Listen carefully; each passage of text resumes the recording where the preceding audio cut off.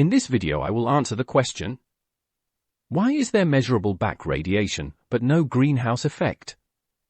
As explained in the previous video, a greenhouse effect caused by atmospheric back radiation is not compatible with the second law of thermodynamics, since the atmosphere is on average colder than the Earth's surface. Greenhouse effect believers try to establish an exemption from this basic statement of classic thermodynamics by applying radiation transfer models to the Earth's atmosphere, which have their origins in a work by Karl Schwarzschild. The measurable atmospheric back radiation is often cited as proof of the validity of these radiative transfer models. To understand why the measurable back radiation does not prove the existence of the greenhouse effect and is compatible with the second law of thermodynamics, we need to look at what happens in the atmosphere at the molecular level. The molecular processes relevant to understand my argument were already discussed in previous videos. Here I will give just a quick introduction into these matters to refresh your memory. Solids consist of charged particles. As an example, I chose here a crystal. The lattice of the crystal is made of positively and negatively charged particles, which attract each other. Between the negative and positive charges in the lattice exist dipole moments, p. The particles are not absolutely fixed on their positions in the crystal lattice. Due to thermal motion, they vibrate a bit around their zero position. The vibrations change the distances between the charged particles, and since the dipole moment is the product of distance between charges and the charge difference, we end up with changing dipole moments. Similar to a dipole radio antenna, this arrangement of vibrating charges emits electromagnetic radiation. Vibrations of the particles superimpose each other and produce an almost infinite number of vibrational modes in the solid. Solids therefore emit a continuum of infrared frequencies. The intensity of these frequencies follows the Planck distribution, the so-called blackbody radiation curve. This continuum of radiation is emitted from the surface of the solid. In greenhouse gas molecules, the electrical charge is not evenly distributed. Greenhouse gas molecules therefore have dipole moments. Via collisions with other air molecules, thermal energy is transferred to greenhouse gas molecules. Greenhouse gas molecules can store this energy in form of vibrational energy for a short period of time. The half-life time is about half a second. Then they emit the stored energy as electromagnetic radiation and stop vibrating. In comparison to solids, greenhouse gases have only a very limited number of vibrational modes. Each vibrational mode has a distinct energy level and therefore emits a distinct infrared frequency. Accordingly, emission spectra of greenhouse gases are characterized by discrete emission lines and bands. Here in the emission spectrum of air, we see a superposition of water vapor and CO2 emission lines and bands. Unlike a solid, the air does not have a surface. Why then does the emission spectrum follow the Planck blackbody distribution?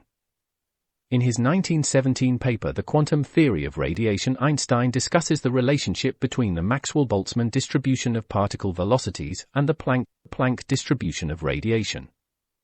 In his work, leveraging on earlier work by Wien, Einstein showed that the Planck distribution can be derived by calculating the radiation field that will be in equilibrium with particles having a Maxwell-Boltzmann distribution. Hence, we see the Planck distribution in the radiation field generated by thermally excited emission of greenhouse gases in air.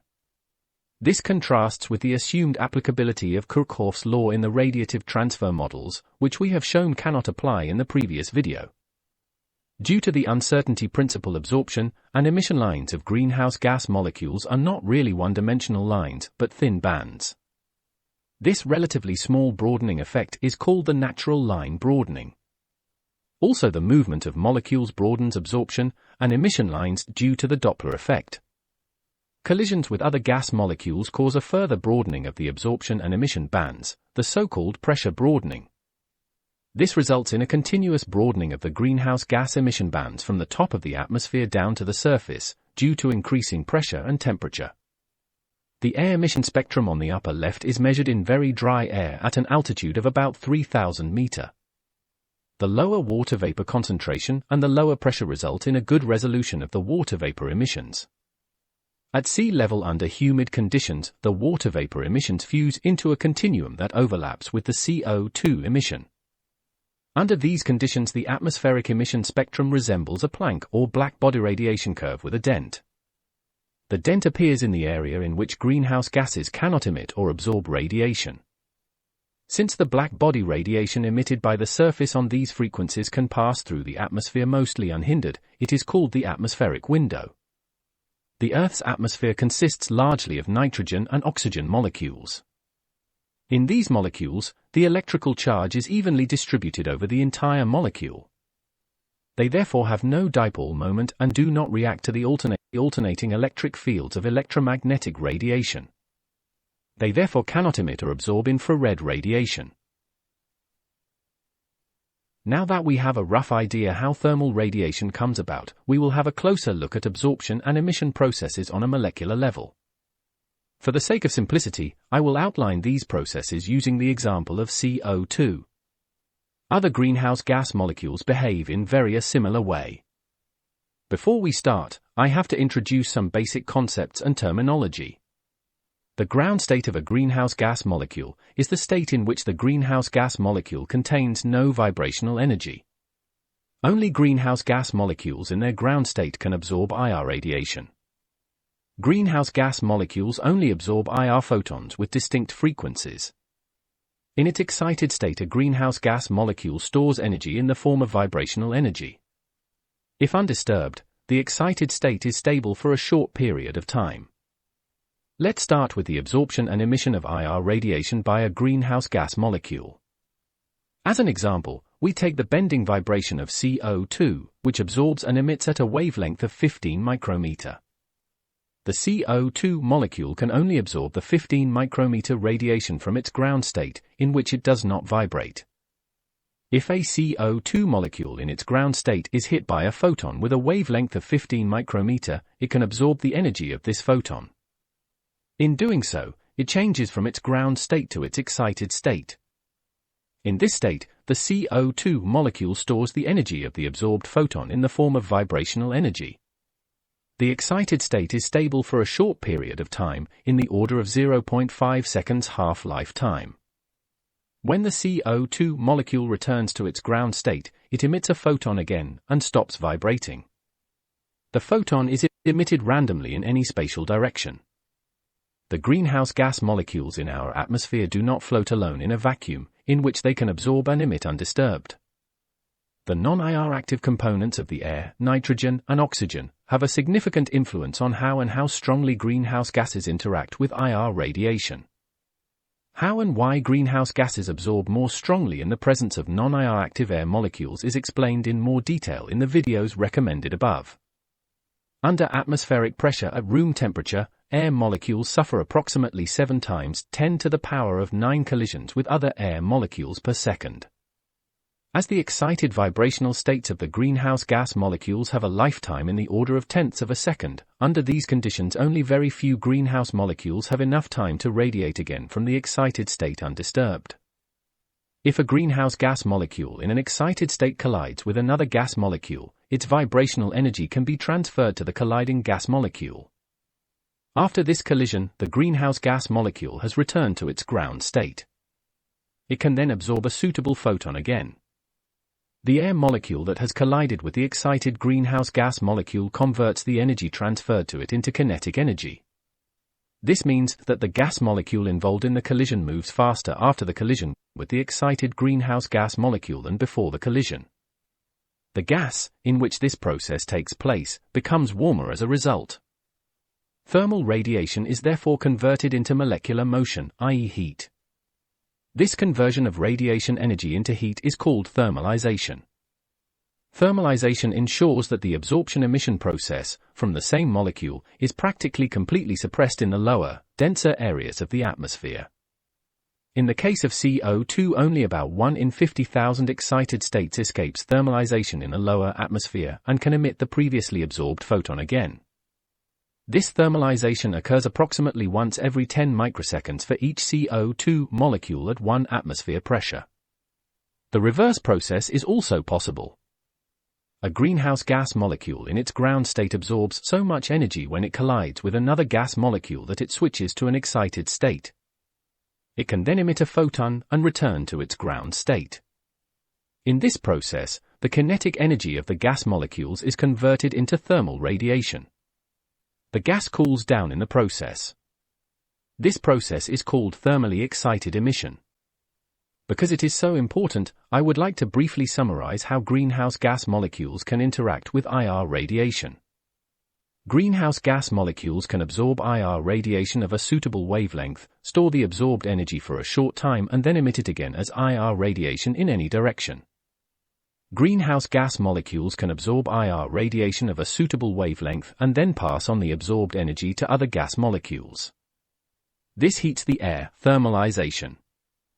Greenhouse gas molecules can absorb energy when they collide with other air molecules and then emit the energy transferred to them as IR radiation. This cools the air, thermally excited emission. These interactions of greenhouse gas molecules with IR radiation and other air molecules determine how the lower atmosphere absorbs and emits IR radiation in the greenhouse gas frequencies. Re-emission of a previously absorbed photon from a greenhouse gas molecule is almost completely suppressed by thermalization due to high pressure and density in the lower atmosphere. This results in complete conversion of the greenhouse gas frequencies emitted by the Earth's surface into sensible heat.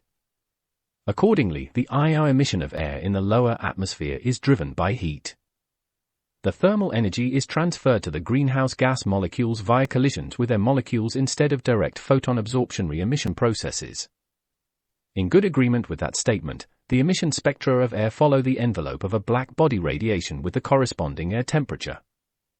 Since the high thermalization rates in the lower atmosphere quench direct and loss-free re-emission from greenhouse gas molecules, the re-emission must take a detour over the conversion of radiation energy into heat and then from heat back into radiation. This detour over heat makes the re-emission subject to the second law of thermodynamics that does not allow a loss-free conversion of the heat back into radiation. This means that Kirchhoff's law of radiation and the radiation transfer models based on it are no longer applicable. Now we must find out how far the greenhouse gas frequencies reach from the Earth's surface into the sky, or in case of the back radiation from the sky back down to Earth. The range of IR radiation in the atmosphere can be determined from the corresponding absorption spectra. The dependence of the permeability of a medium on the concentration of an absorbent component of the medium is described by Lambert-Beer's law.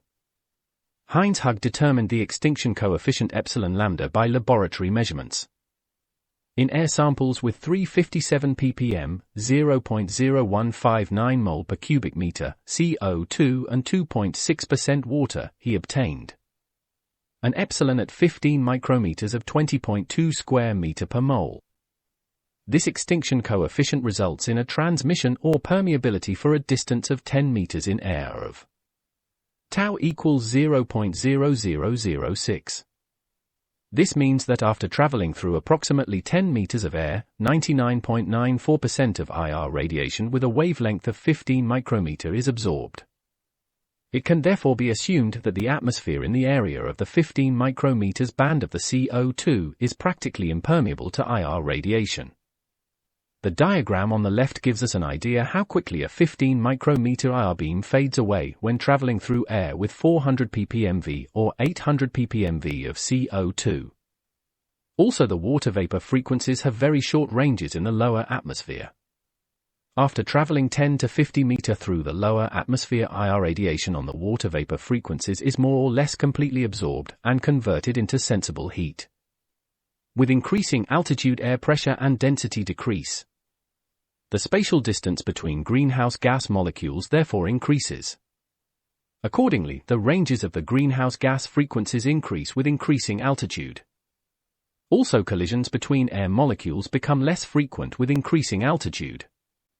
The excited states of the greenhouse gas molecules therefore have increasingly more time to radiate. Under the condition of the upper atmosphere, thermally excited emission becomes the dominant process. The upwards emitted radiation can escape into space. The downwards emitted radiation is absorbed in lower, denser areas of the atmosphere and converted back into sensible heat. The above allows us to model the flow of energy through the atmosphere into space. Thermal radiation emitted from the Earth's surface outside the greenhouse gas frequencies, approximately 8 to 13 micrometer, can escape into space virtually unhindered. Some of the heat from the Earth's surface is transferred to the air near the ground through direct contact via thermal conduction. Thermal radiation emitted from the Earth's surface at greenhouse gas frequencies has a very short range. It is almost completely converted into heat in the lower 10 to 50 meters of the atmosphere. Together with the heat transferred to the air near the ground through thermal conduction, it drives convection. Convection transports the heat to the upper layers of the troposphere. Due to the low air density in the upper troposphere, the thermalization rate decreases here, while the range of greenhouse frequencies increases. At these altitudes, greenhouse gas molecules can radiate heat energy into space via thermally excited emission. It is not possible for the atmosphere to radiate back to the Earth's surface through the layers of air near the ground because these areas are practically impermeable to greenhouse gas frequencies. The dense layers of air in the lower atmosphere act as a check valve for the greenhouse gas frequencies. This simple convection model is confirmed by satellite measurements of the outgoing long-wave radiation, OLR, emitted into space. The diagram shows the flux density of the outgoing long-wave radiation emitted from Earth as a function of the near-ground temperature. As is to be expected for convective heat transport through the troposphere, a linear relationship between OLR radiation flux density and near-surface temperature is found in good agreement with Newton's cooling law, blue straight line. The sigma times T to the power of 4 dependence of the radiated power, red line, to be expected, according to the Stefan-Boltzmann law, in the case of heat transport by radiation cannot be observed. This means that convective heat transport through the troposphere is the slowest or speed-determining process in the overall flow of energy from the Earth's surface into space. Convection is the bottleneck in the flow of heat from the Earth's surface into space, so to speak. Due to the irreversibility of radiation absorption under convective conditions, convection becomes the dominant heat transport mechanism in the troposphere. This leads to a decoupling of surface radiation from the radiation emitted at high altitudes into space. It now remains to be clarified how the measurable atmospheric back radiation fits into this convection model. The kinetic energy of air molecules follows the Maxwell-Boltzmann distribution. Accordingly, at room temperature, approximately 3 to 4% of air molecules have enough kinetic energy to excite the bending vibration of a CO2 molecule when they collide with it. At -50 degrees Celsius, the proportion of air molecules that have enough energy to do this is about 1%. The proportion of air molecules with sufficient kinetic energy to excite the water vapor frequencies is even higher. Consequently, thermally excited emission happens from the ground up to very high altitudes. Figuratively speaking, one could say that the thermally excited emission causes the entire column of air from the ground to the stratosphere to light up in the colors of the greenhouse gas frequencies. In the lower troposphere, the short range of the radiation and the dissipation of absorbed radiative energy under convective conditions ensure that this glow cannot contribute to a radiative transport of energy into space or from the upper atmosphere down to the surface. Near the ground, the glow from the lower 10 to 50 meters can be measured as back radiation. At high altitudes, where the ranges of the greenhouse gas frequencies increase, the glow can escape into space as outgoing long-wave radiation. Atmospheric back radiation is shown as a very dominant element of global energy flows in the diagrams of the global energy balance. At approximately 320 watts per square meter, the back radiation is almost twice as large as the solar radiation absorbed by the surface, which is only approximately 170 watts per square meter. This is astonishing and somehow doesn't quite fit in with our perception of the sun as the most important source of warmth. If surface radiation to approximately -390 watts per square meter and back radiation to approximately +320 watts per square meter are considered as a whole, it becomes clear how the high measured values for back radiation come about. The 320 watts per square meter of back radiation is radiated back and forth between the Earth's surface and the air near the ground without any real net energy flow. In net terms, the surface radiates approximately 70 watts per square meter upwards. This contributes to convection, after absorption by greenhouse gas molecules, or escapes through the atmospheric window into space. Atmospheric back radiation is therefore not a powerful radiation flux that permeates the entire troposphere and makes a significant contribution to the Earth's energy balance, but a kind of zero-sum game near the ground. This is reminiscent of the story of Baron Munchausen, who pretended to have pulled himself out of a swamp by his own hair. The Baron certainly exerted a measurable force on his head, but it is doubtful that he managed to free himself from a swamp in this way. The greenhouse effect, if you really don't want to let go of it, is limited to a thin layer of air near the ground exchanging some heat with the surface via thermal radiation. It is not a powerful radiation flux through the entire troposphere that warms the surface by 33 degrees Celsius. If you calculate with a height of the homogeneous atmosphere of approximately 8,000 meters, you will find conditions in the lower 0.6% of the atmosphere that are reminiscent of the greenhouse effect. To finish the video, now our summary for policymakers. The second law of thermodynamics requires that the measurable back radiation cannot be a real energy flow by which the cold atmosphere heats up the warmer surface of the Earth. The radiation exchange between the Earth's surface and the near-surface air proposed here is therefore a very plausible, if not the only possible, explanation for the measurable back radiation. Based on the second law of thermodynamics and the very high thermalization rates in the lower atmosphere, we conclude that convection is the dominant energy transportation mechanism in the troposphere. The linear correlation between the surface temperature and the outgoing long-wave radiation shows that convection limits the rate of energy flow from the surface into space. That means that greenhouse gas concentrations can only influence the surface temperature through their influence on convection. Since higher greenhouse gas concentrations intensify convection, the effect is expected to be a cooling effect, if at all. So far we presented an idealized global mean version of our convection model. In the next video we will discuss how, based on this model, a reasonable value for the Earth's average surface temperature can be derived without invoking a greenhouse effect.